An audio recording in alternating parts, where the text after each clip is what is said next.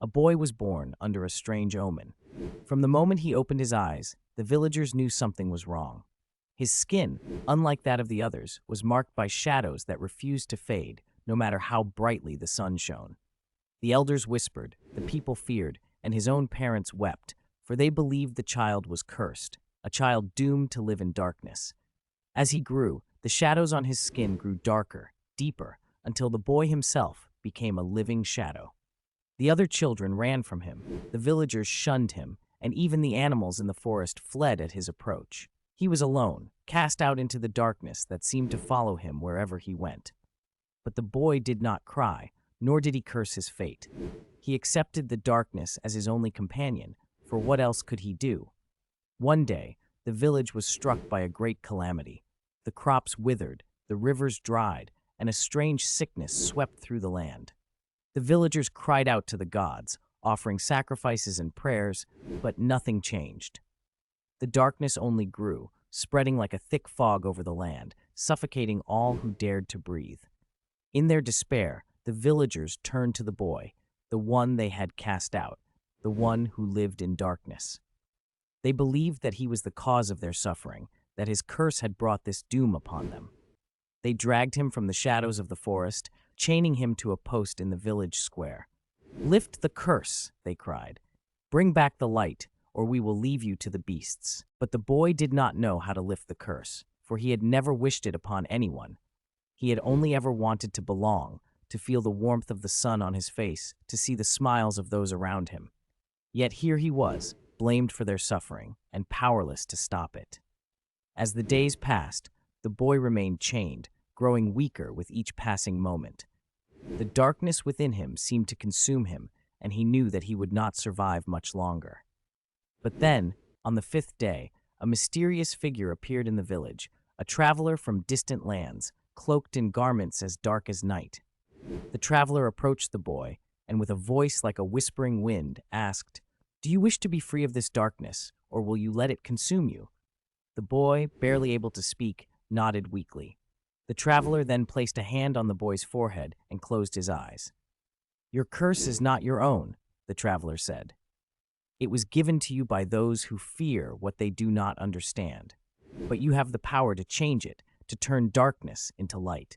The boy did not understand, but he felt a warmth spreading through him, a light that seemed to push back the shadows.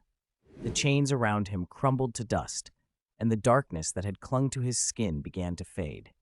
The villagers watched in awe as the boy stepped forward, no longer a shadow, but a beacon of light. But this was not the end of his journey. The traveler warned the boy that his curse was tied to the land, and that as long as darkness ruled the village, he would never be free. The boy knew what he had to do. He ventured deep into the heart of the forest, where the darkness was strongest, and where the source of the curse lay hidden. For days, the boy wandered through the forest, facing terrors that would make the bravest warriors flee in fear. Shadows whispered his name, trees reached out with gnarled branches to grasp him, and the very ground beneath his feet threatened to swallow him whole. But the boy pressed on, driven by a strength he never knew he had.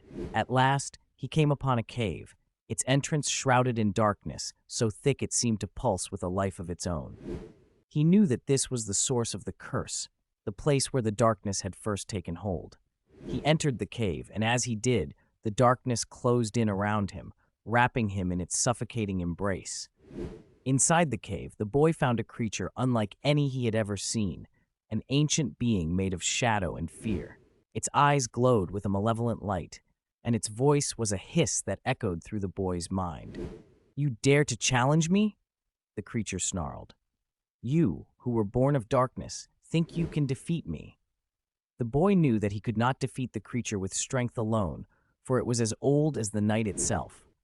But he remembered the traveler's words, and he knew that he had the power to change his fate.